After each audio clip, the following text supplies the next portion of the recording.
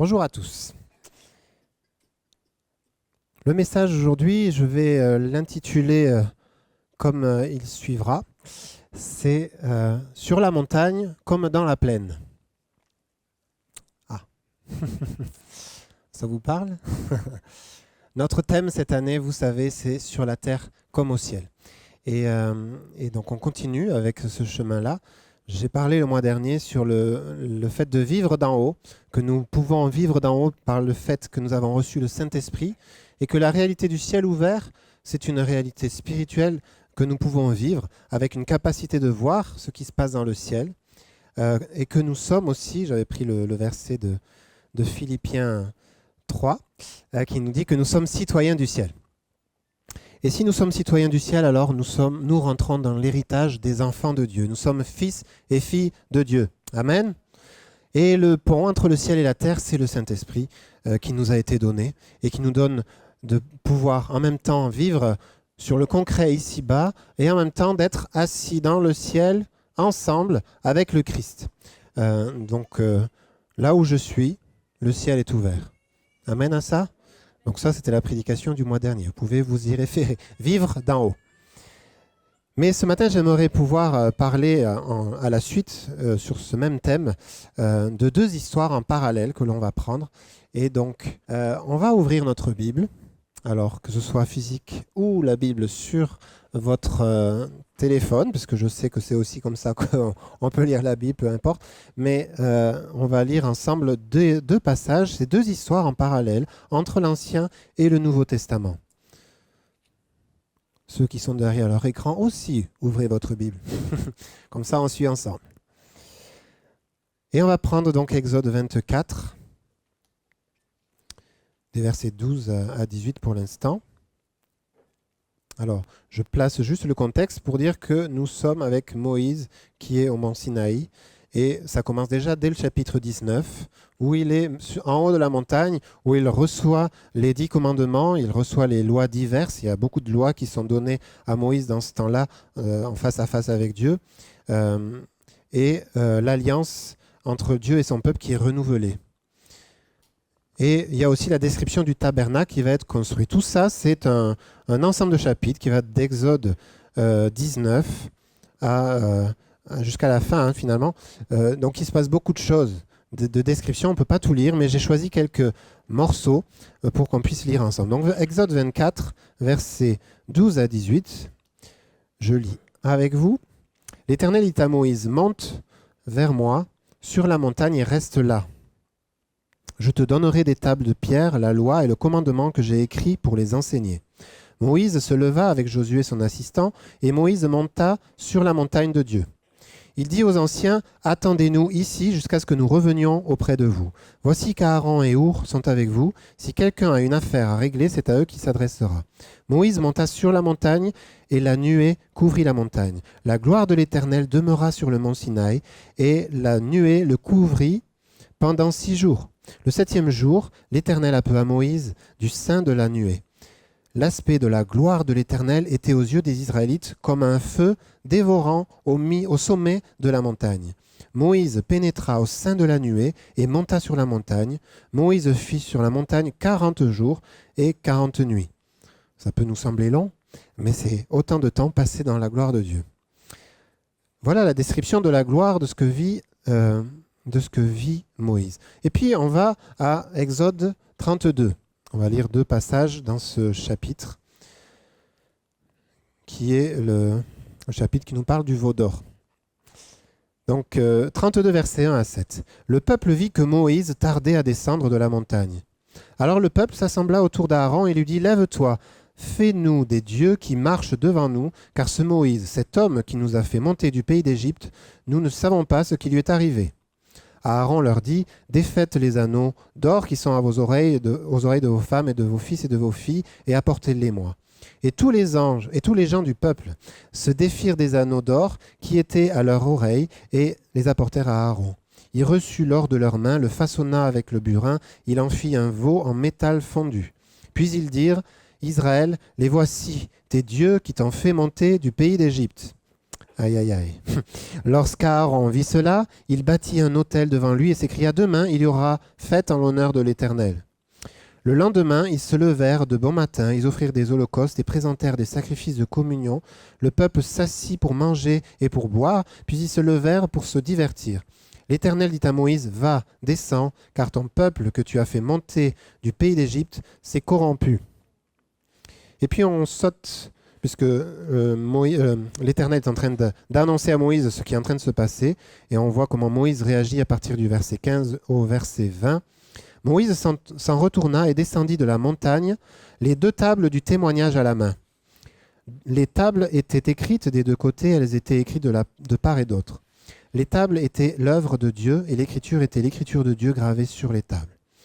Josué entendit la voix du peuple qui poussait des clameurs. Il dit à Moïse, « Il y a un bruit de guerre dans le camp. » Il répondit, « Ce n'est ni le bruit d'un chant de victoire, ni le bruit d'un chant de défaite. Moi, c'est un bruit de chanson que j'entends. » Comme il s'approchait du camp, il vit le veau et les danses. La colère de Moïse s'enflamma. Il jeta de ses mains les tables et les brisa au pied de la montagne. Il prit le veau qu'ils avaient fait et le brûla au feu. Il le réduisit en une poussière qu'il éparpilla à la surface de l'eau et il fit boire les Israélites. Je m'arrête là parce qu'on ne peut pas tout lire, mais vous avez bien compris que vous pouvez lire chez vous l'ensemble des chapitres. Voilà un exemple de à la fois comment nous pouvons vivre la gloire de l'Éternel et puis aussi vivre d'autres choses et s'en couper de la gloire. Et on va aller lire un passage aussi maintenant dans le Nouveau Testament. Je vous invite à lire avec moi quelques versets dans Luc 9. C'est bien de lire la parole ensemble. Hein. Là, c'est un peu plus long que d'habitude, mais si vous pouvez vous y reporter, comme ça vous pouvez suivre avec moi. Luc 9, versets 28 à 43. Il s'agit là du récit de la transfiguration de Jésus. 8 jours environ s'écoulèrent après qu'il eut dit ces paroles. Puis Jésus prit avec lui Pierre, Jean et Jacques, et il monta sur la montagne, encore une, pour prier. Pendant qu'il priait, l'aspect de son visage changea et son vêtement devint d'une éclatante blancheur. Et voici que 2 hommes s'entretenaient avec lui, c'étaient Moïse et Élie, qui, apparaissant dans la gloire, parlaient de son départ qui allait s'accomplir à Jérusalem. Pierre et ses compagnons étaient accablés de sommeil, mais ils se tinrent éveillés et ils virent la gloire de Jésus et les 2 hommes qui étaient avec lui. Au moment où ces hommes se séparèrent de Jésus, Pierre lui dit, « Maître, il est bon que nous soyons ici, dressons 3 tentes, une pour toi, une pour Moïse et une pour Élie. » Il ne savait pas ce qu'il disait. Comme il parlait ainsi, une nuée vint les envelopper et les disciples furent saisis de crainte tandis qu'ils entraient dans la nuée. Encore une fois, là, ils rentrent dans la nuée comme Moïse dans le texte d'Exode. Et de la nuée sortit une voix qui dit, « Celui-ci est mon fils élu, écoutez-le. » Quand la voix se fit entendre, Jésus se trouva seul. Les disciples gardèrent le silence et ne racontèrent à personne en ces jours-là rien de plus que ce qu'ils avaient vu. Donc on continue pour voir ce qui se passe juste après. Le lendemain, lorsqu'ils furent descendus de la montagne, une grande foule vint à la rencontre de Jésus. Et voici, au milieu de la foule, un homme s'écria, « Maître, je t'en prie, porte les regards sur mon fils, car c'est mon fils unique. » Un esprit le saisit, et aussitôt, il pousse des cris, et l'esprit le fait entrer en convulsion, le fait écumer et le quitte à grande peine, après l'avoir tout meurtri. « J'ai prié tes disciples de le chasser, ils ne l'ont pas pu. » Jésus répondit, « Race incrédule et perverse, jusqu'à quand serai-je avec vous, et vous supporterai-je? Amène ici ton fils. » Comme il approchait, le démon le jeta par terre et le fit entrer en convulsion. Mais Jésus menaça l'esprit impur, guérit l'enfant et le rendit à son père, et tous furent frappés de la grandeur de Dieu. Amen. On pourrait continuer des passages, mais je vais en faire mention. On trouve le passage de la transfiguration aussi dans Matthieu 17. Ça va, tout va bien? Vous avez suivi jusque-là? Bon. La montagne. Sur la montagne. La montagne, alors, en plus d'être un lieu reculé, tranquille, tout ce qu'on peut dire humainement, c'est dans la Bible un symbole aussi de ce qui se passe, plein de choses sur la montagne. C'est là où Dieu révèle son nom à Moïse déjà, par le buisson ardent. C'est là qu'il donne les 10 commandements écrits de la main de Dieu sur la pierre. C'est là aussi qu'il se révèle à Élie. C'est là que Jésus prêche lorsqu'il fait son sermon sur la montagne, en promulguant aussi d'une certaine manière la nouvelle loi après Moïse. Et puis Alors, c'est peut-être pas une montagne, mais en tout cas, c'est une colline. Jésus meurt aussi à Golgotha. La montagne, c'est un lieu où l'homme rencontre Dieu, où Dieu rencontre l'homme, comme une sorte de lien entre le ciel et la terre, et où l'homme s'élève vers Dieu, et Dieu se penche vers l'homme. Donc je ne vais pas vous dire combien la montagne est belle ce matin, parce que c'est spirituellement que je veux parler de ce symbole-là de la montagne, pour prendre de la hauteur, et aussi pour demeurer dans la présence de Dieu, dans la parole de Dieu. Exode 24 que nous avons lu, jusqu'à 31, on voit au chapitre 31 les 10 commandements qui sont donnés. En haut, Moïse vit des choses qui dépassent l'entendement humain, on est d'accord à peu près sur ça? Ça dépasse l'entendement humain, ce qui est en train d'être vécu sur la montagne. Quand nous sommes dans la présence de Dieu, il se passe des choses qui dépassent l'entendement humain. Et il faut être OK avec ça, puisque nous sommes ici, mais lui n'a aucune limite comme on l'a chanté.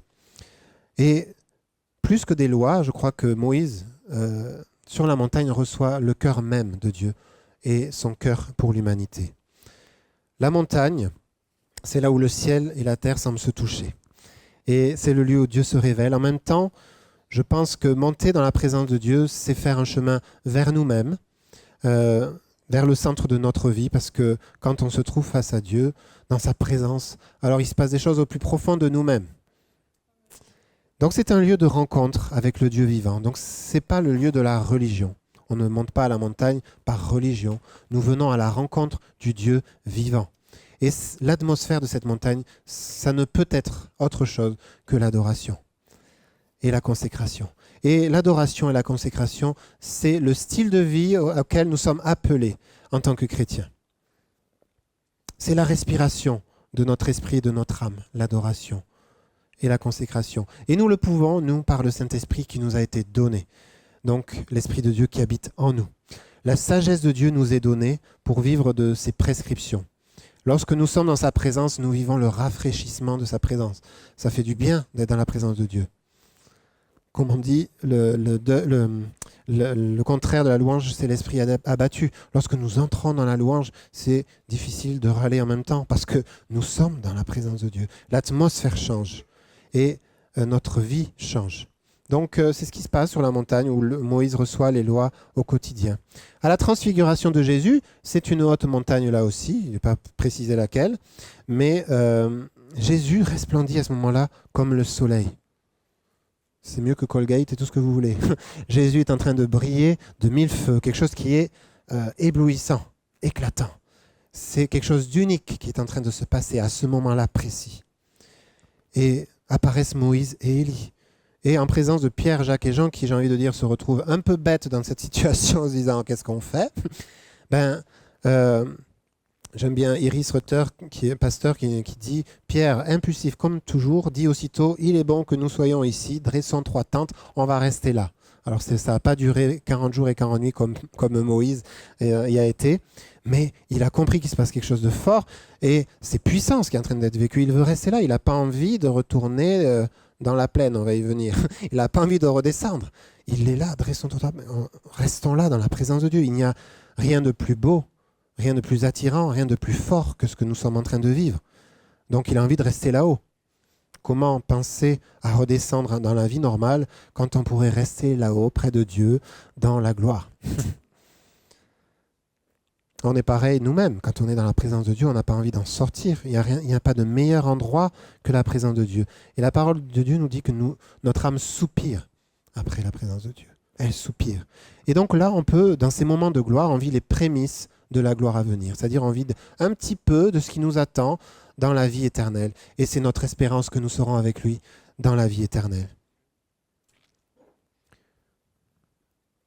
Dans la vie éternelle, nous serons saturés de la présence et de la gloire de Dieu. Waouh! En même temps, il nous tarde, mais en même temps, on a quand même une vie à mener ici-bas. Donc cette espérance, elle nous encourage dans notre quotidien. Sinon, on perd le fil de la foi. Dans la présence, nous sommes rassasiés. La parole de Dieu nous dit que nous sommes rassasiés comme de graisse et de moelle. Le psaume 63, verset 6. Et que nous buvons au fleuve de ses délices. Le psaume 36, verset 9. C'est merveilleux ce que nous vivons dans la présence de Dieu. C'est unique. Jean 1 Jean 3, versets 2 et 3 nous dit « Bien-aimés, nous sommes maintenant enfants de Dieu, et ce que nous serons n'a pas encore été manifesté. Mais nous savons que lorsque cela sera manifesté, nous serons semblables à lui, parce que nous le verrons tel qu'il est. Quiconque a cette espérance en lui se purifie comme lui-même est pur. » C'est fort ce genre de passage quand même. Nous serons semblables à lui et nous le verrons tel qu'il est. Alors oui, c'est notre espérance et c'est ce qui nous fait avancer. Et c'est par le Saint-Esprit que nous avons aujourd'hui cette communion possible avec le Seigneur. Nous avons cette capacité d'entrer dans la présence, dans la nuée. On voit dans Luc 9 comment la nuée les entoure et les couvre, comme Moïse aussi rentre dans la nuée, la Shekinah, la présence de Dieu, la gloire de Dieu, le poids de sa présence, le poids de sa gloire. C'est extraordinaire. Et nous avons part à cela en tant qu'enfants de Dieu. Nous pouvons, nous aussi, nous tenir dans la chambre haute. Donc sur la montagne, il y a des ressources divines inépuisables. Moïse, comme les autres qui vont dans la présence de Dieu sur cette montagne, reçoivent de la sagesse de Dieu, reçoivent des provisions, reçoivent des révélations, reçoivent une foi qui va libérer, une foi qui seront descendus, les signes, les prodiges, parce qu'ils seront dans la confiance, seront pleins, remplis de la présence de Dieu pour aller la mener ailleurs. Et tout ça pour pouvoir faire avancer le royaume de Dieu. Et c'est ce qui nous concerne aussi dans la plaine ou dans la vallée, tout dépend, mais en tout cas, je vais rester sur la plaine. Qu'est-ce qui se passe après tout ça? Quand ils vivent la gloire de Dieu après la transfiguration, c'est extraordinaire. Ils ont envie d'y rester, ils redescendent. Et là, franchement, c'est clairement pas ce qu'on a envie de voir. Un enfant, démoniaque, enfin en tout cas des démons qui se manifestent dans la vie d'un enfant. C'était pas forcément ce qu'ils avaient envie de voir sur le chemin là après avoir vécu la gloire de Dieu. C'est un dur retour à la réalité, mais qu'est-ce qui se passe à ce moment-là? Il y a ce retour, ce qu'on peut appeler dans la plaine, vous comprenez maintenant l'image, être sur la montagne et dans la présence de Dieu, mais nous sommes aussi appelés sur la terre, dans la plaine ou dans la vallée, à venir amener ce royaume dans une réalité qui n'est pas saturée de la présence de Dieu. Ce monde déchu soupire aussi après la révélation des enfants de Dieu que nous sommes. Donc, à un moment donné, même si on est dans la présence de Dieu, il y a aussi la réalité que nous devons affronter. Et pas forcément des choses qu'on a envie d'affronter, très clairement. En plus, il y a des manifestations spirituelles bien fortes, là, il leur a mis le paquet, là, sur cette réalité-là. Mais qu'est-ce qui se passe? Jésus aussi, par sa puissance, guérit et délivre cet enfant. Après l'échec des disciples, certes, mais il y a quand même la guérison et la délivrance. Et Dieu se manifeste en communion avec le Père dans ce monde où Satan est encore opérant. Le royaume de Dieu est lui aussi opérant par la puissance de Dieu. Amen. Satan n'aime pas qu'une personne devienne sainte et se tourne vers Jésus dans la prière. Le combat est peut-être rude, mais nous savons que Jésus a la victoire et qu'il a tout accompli à la croix. Donc nous nous basons sur le fait que nous sommes victorieux en lui. Et donc Jésus continue. Alors il avait annoncé sa mort et sa résurrection, et il continue en annonçant à nouveau sa mort et sa résurrection, tout en continuant son ministère. Et il nous dira à la fin qu'il est avec nous tous les jours jusqu'à la fin du monde. Avant qu'il parte et qu'il soit pris dans l'ascension, Matthieu 28, « Je suis avec vous tous les jours jusqu'à la fin du monde. » Et il l'est par son Saint-Esprit. De même, quand on se retrouve dans l'Exode, la gloire extraordinaire que Moïse vit, il n'aurait pas eu envie de descendre, même si ça durait 40 jours et 40 nuits. Je pense qu'il n'avait pas envie d'affronter ce qu'il allait devoir affronter. La réalité qui se passe dans la vallée ou dans la plaine. Il redescend et il voit le peuple qui adore le veau d'or et qui s'est détourné de l'Éternel après avoir vu quand même 2-3 miracles assez incroyables. Ils sont dans le doute parce que ça fait 40 jours que le gars, il revient pas, on ne sait pas ce qu'il en est. Il n'y avait que lui qui à peu près parlait à Dieu, donc on est bien embêté. Et donc on va essayer de se faire un veau d'or. Donc un veau d'or, pourquoi? C'est sûr qu'aujourd'hui on n'aurait peut-être pas idée là de faire un veau d'or, mais dans le contexte culturel de l'époque, c'est ce qui se passait clairement.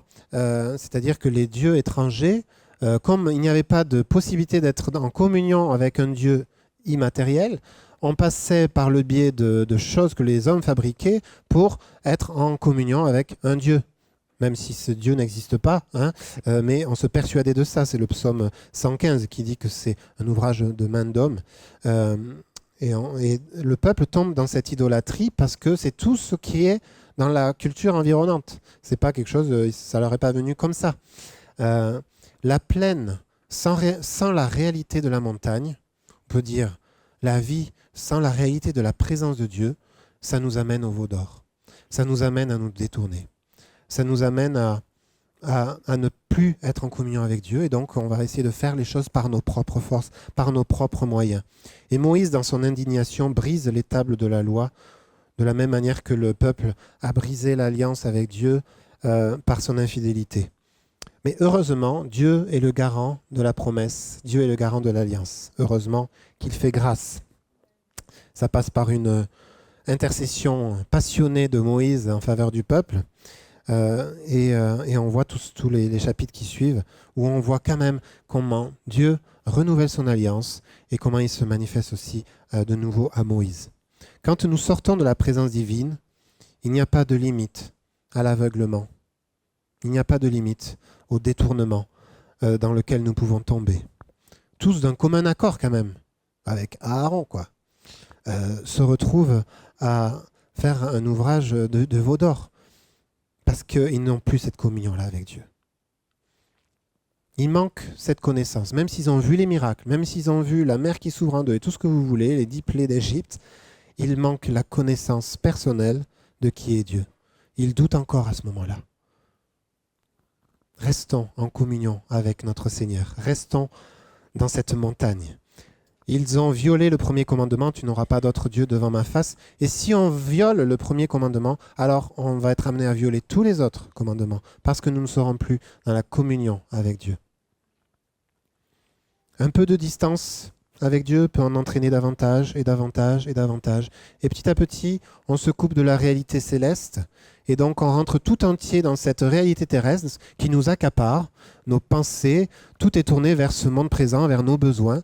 Et on est coupé de cette réalité céleste, de ces provisions qu'il y a dans le ciel, qu'il y a sur la montagne. Et on ne voit plus avec la foi, on ne marche plus avec l'espérance, on ne marche plus avec l'amour. On marche avec les peu d'énergie et de batterie que nous avons. Notre cœur se vide au lieu de demeurer plein, il se dessèche. Alors bien sûr, ce n'est pas ce qu'on veut. Donc c'est un encouragement, bien sûr, ce message, à demeurer dans la présence de Dieu, à demeurer en haut. Après quoi, Moïse ne laisse personne dans la demi-mesure, si on continue le passage. Celui qui n'est pas avec moi est contre moi, dit Jésus. Celui qui n'assemble pas avec moi disperse.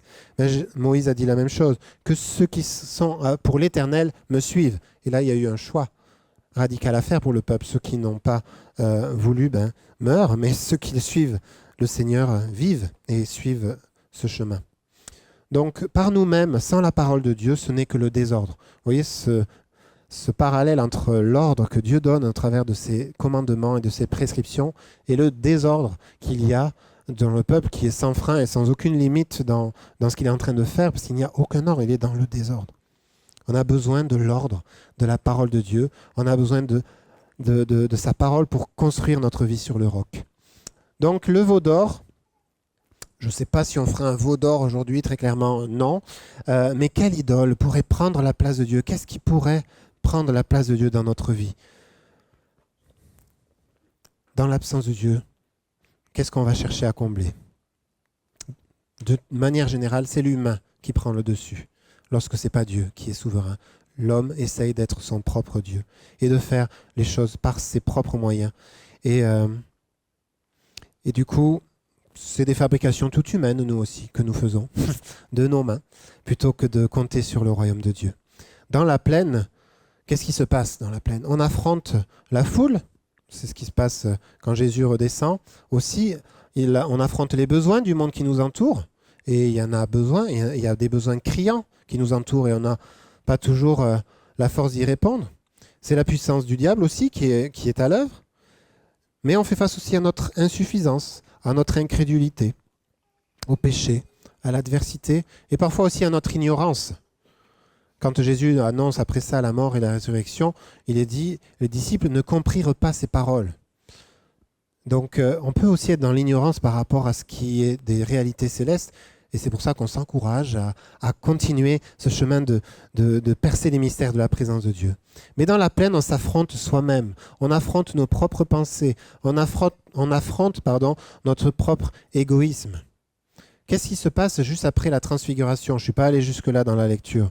Mais les disciples se demandent, c'est qui le plus grand? Et là, on se dit, on pourrait juger. Non, on n'est pas en moyen de juger. Pas du tout. C'est qui le plus grand? Après avoir vécu tout ça, il se pose une question, mais tout à fait humaine, qui est en train de ressortir la motivation toute humaine à ce moment-là. À la mesure des hommes, pour s'élever au-dessus des autres. Dans l'esprit de compétition, l'esprit de comparaison. Dans l'Église, un esprit de compétition, de comparaison révèle un manque dans notre identité d'enfant de Dieu. Il n'y a aucune raison d'être dans la compétition, d'être dans la comparaison. Mais eux, ils le sont quand même à ce moment-là. Donc attention, parce que ce danger peut nous guetter encore. Hein, quand on lit des trucs, ne soyons pas condescendants en jugeant. Qu'aurions-nous fait, nous aussi, quand Jésus était arrêté? Hein, on ne peut pas juger. On peut juste regarder à l'intérieur de nous-mêmes comment nous sommes. Alors que le plus grand en Dieu, répond Jésus, en Dieu, le plus grand, c'est celui qui s'abaisse pour servir. La baffe ou la gifle. C'est qui le plus grand pour s'élever? Ah non, le plus grand, c'est celui qui s'abaisse. Et c'est celui qui sert. C'est celui qui ne cherche pas son intérêt. L'humilité précède la gloire. N'oublions pas cela.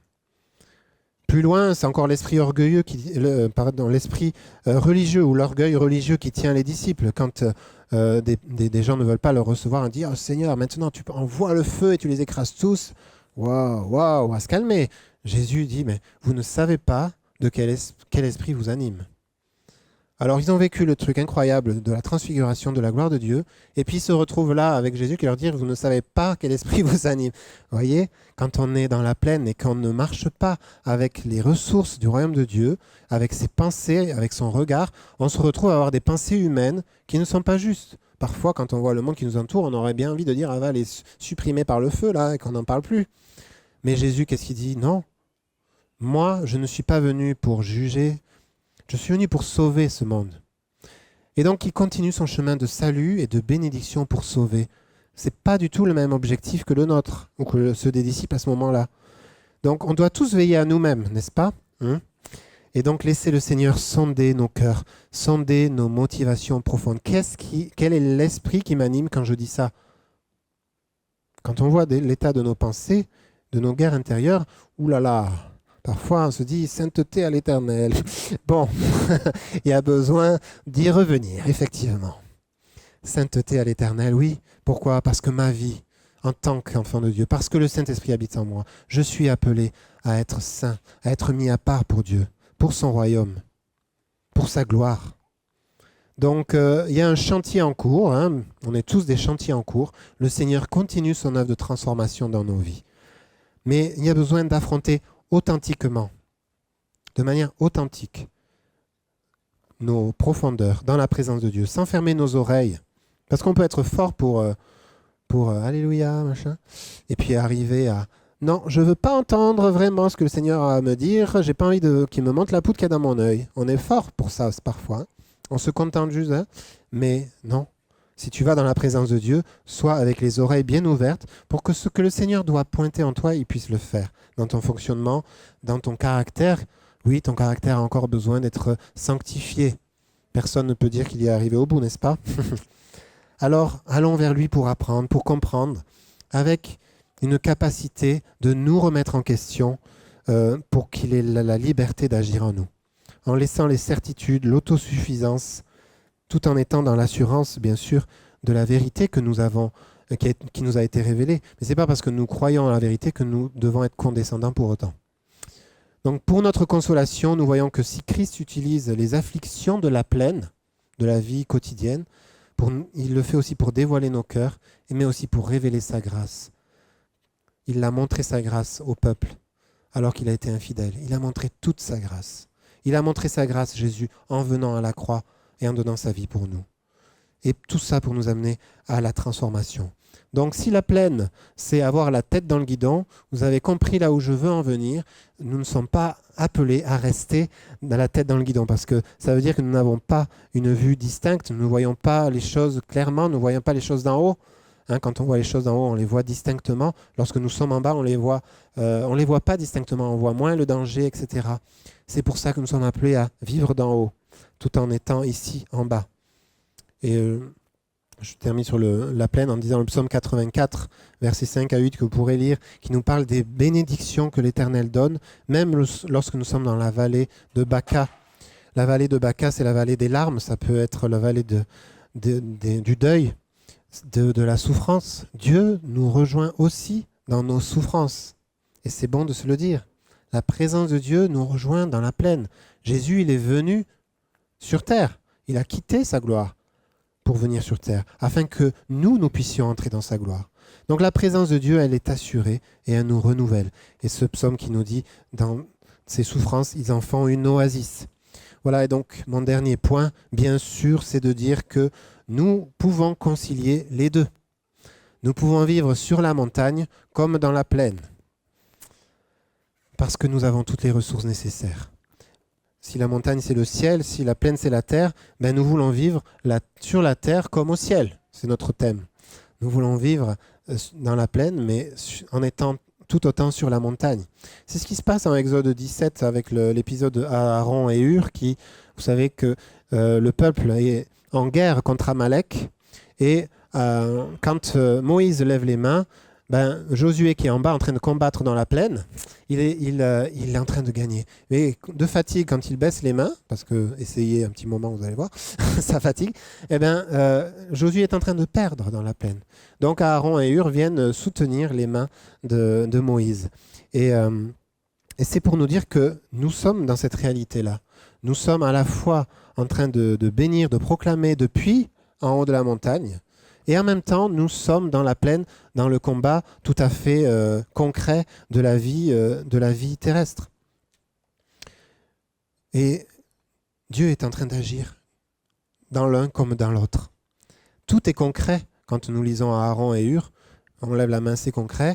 Il est en train de combattre Josué, c'est concret.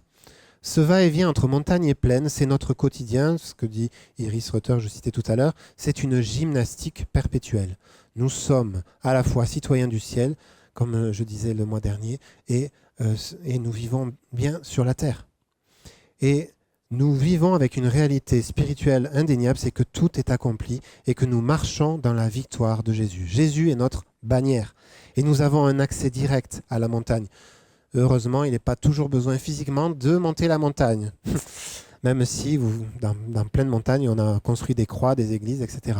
Spirituellement, nous avons un accès immédiat et illimité à la présence de Dieu. Nous sommes sur la montagne H24, si nous le voulons bien. Et c'est notre réalité, alors que nous sommes ici en faisant avec nos mains. Et parfois même dans la vallée de l'ombre de la mort, le psaume 23, qui nous dit que même là, je ne crains rien parce qu'il est avec moi. Et ma coupe déborde, même dans la vallée de l'ombre de la mort, ma coupe déborde. Donc, quel que soit notre quotidien, ce que nous traversons aujourd'hui, nous pouvons compter sur l'abondance de Dieu. Notre coupe déborde. Donc, notre foi se vit au quotidien. Et pas que sur des événements. Alors bien sûr, il y a des moments marquants, il y a des moments qui sont porteurs. Je pense que Moïse, ces 40 jours, c'est un moment important dans sa vie. Et il ne l'a pas oublié comme ça. C'est porteur pour le restant. Donc il y a des moments importants, glorieux que nous vivons. Et c'est nécessaire. Mais le plus important finalement de notre foi se vit dans notre quotidien, de comment nous réagissons, comment nous agissons. Et ça sera déterminant dans notre vie de tous les jours. Donc nous sommes appelés à être transfigurés, à être transformés à l'image de Jésus, afin de refléter sa gloire, refléter la gloire du ciel ici sur la terre. Comme nous y invite Jérémie 17 ou le psaume 1, nous sommes cet arbre planté près d'un courant d'eau. Et donc nous pouvons venir puiser dans cette eau qui nous évite la sécheresse. Alors, est-ce que tu te sens sec aujourd'hui, ce matin? Est-ce que tu te sens seul? Est-ce que tu te sens dans le désert? Viens boire à la source d'eau vive qui jaillit. Ce fleuve qui coule de son trône est toujours là au milieu de nous, il n'est pas parti. Jusque dans notre sein, par le Saint-Esprit, il jaillit. Notre union en Christ fait que il a fait de nous son habitation. N'oublions jamais ça dans notre vie de tous les jours. quel que soit le temps de tension que nous vivons, le Saint-Esprit a fait de toi son habitation.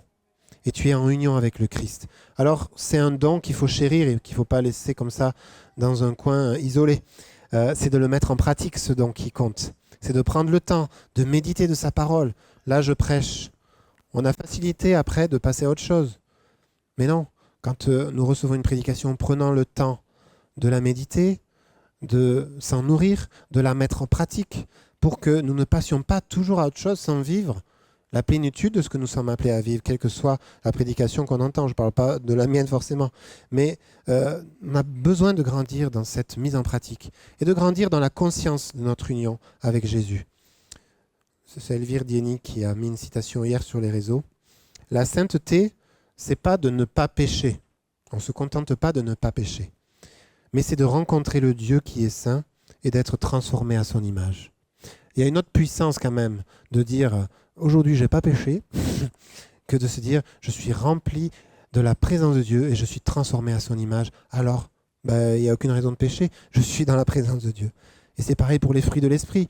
Hein, c'est pas parce que tu vas essayer d'être patient, être miséricordieux, que tu vas y arriver forcément. C'est parce que l'esprit habite en toi que tu vas être capable de vivre la puissance de cela.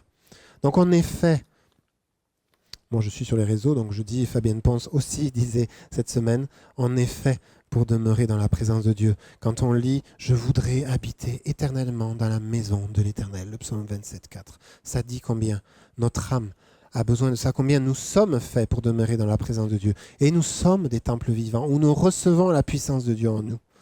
Donc dans toute forme de tempête ou de crainte, d'agitation qu'il pourrait y avoir en nous ou autour de nous, en lui, nous trouvons le repos de sa présence.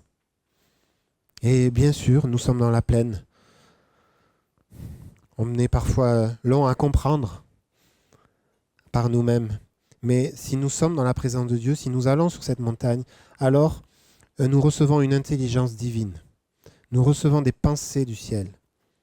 Nous recevons le cœur de Jésus. Et donc on a besoin de ces temps où nous nous retirons comme Jésus le faisait lui-même. Hein.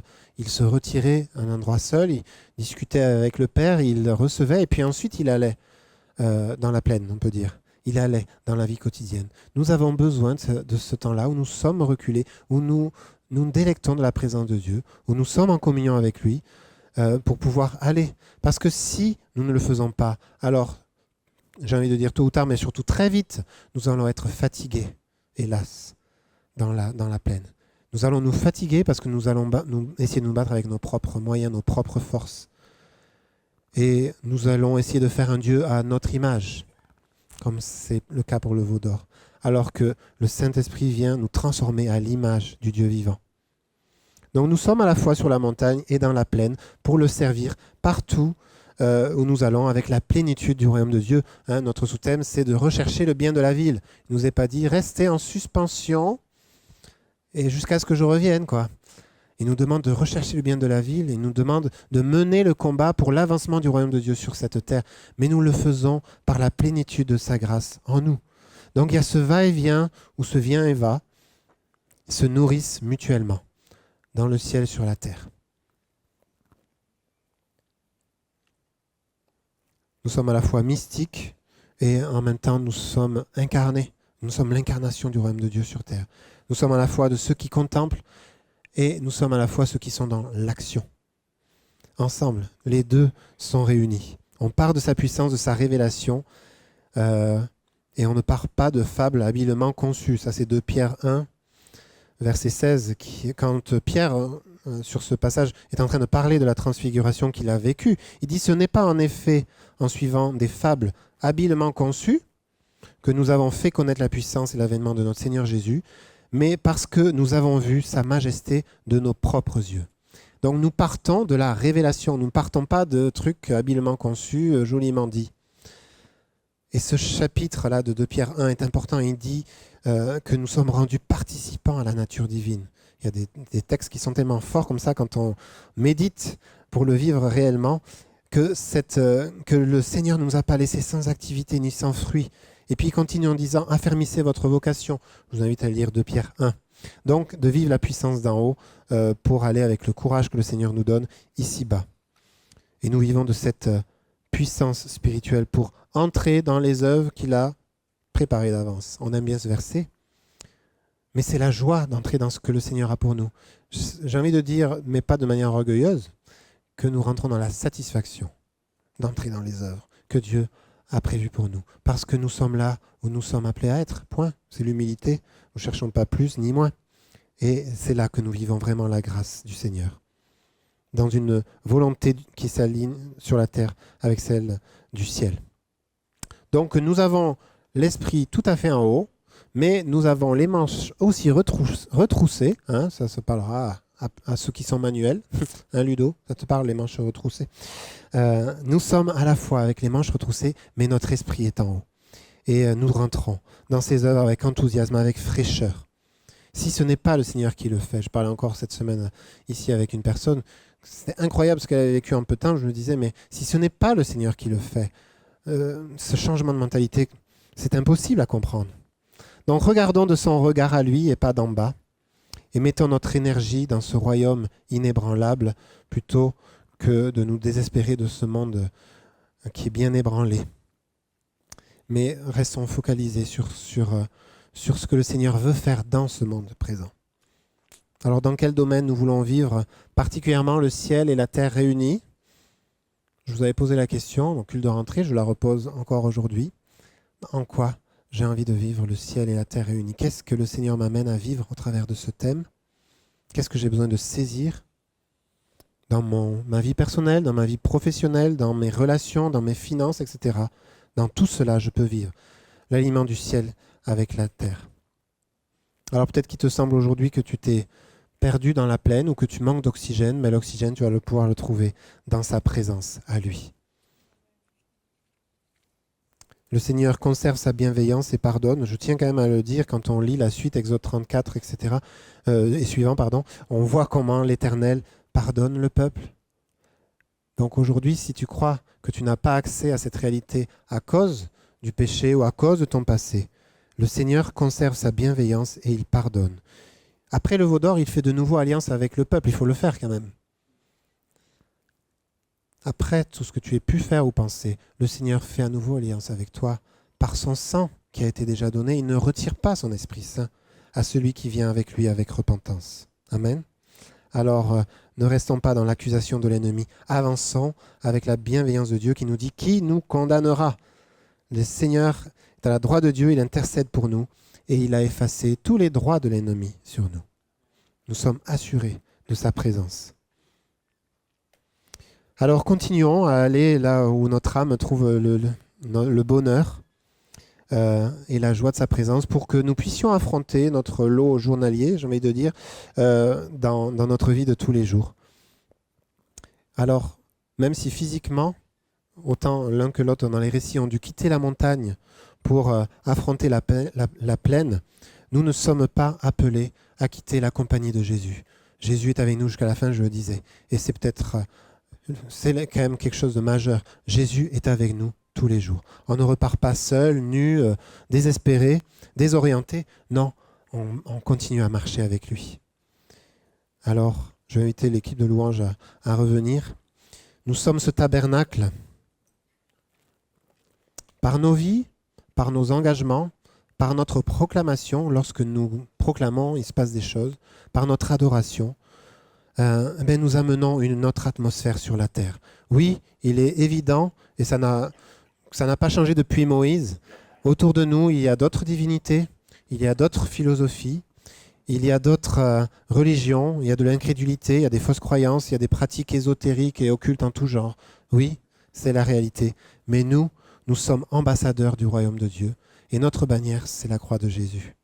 Alors on veut vivre d'en haut tout en affrontant les choses concrètement ici-bas. Ce n'est pas une fuite de se dire ça, mais au contraire, c'est pleinement assurer notre mandat ici sur terre. Nous vivons d'en haut, mais nous vivons aussi bel et bien en bas. Alors nous recevons consolation de la part du Seigneur, transformation. Et quel que soit le problème qui pourrait te sembler justement une montagne ce matin, tu peux parler à cette montagne en disant que tout est accompli en Jésus, en disant que tu es pardonné, en disant que rien n'est impossible à Dieu. Tu peux faire marcher ta foi parce que le Saint-Esprit est là, il habite en toi. Il le fait aussi dans tes profondeurs. Laisse-toi visiter dans tes profondeurs où le Seigneur va insuffler ta vie. Mais reste en haut de la montagne. Être en haut de la montagne, c'est rester dans le lieu de l'autorité, où tu as toute autorité, dans la foi. Moïse, en Exode 33, en veut plus. Il lui dit, fais-moi voir ta gloire. Il en veut plus. Oui, il a vécu quand même des trucs extraordinaires, mais il en veut plus. Et je crois que c'est le principe du royaume de Dieu. Lorsque nous nous approchons de lui, alors nous en voulons toujours plus. Amen.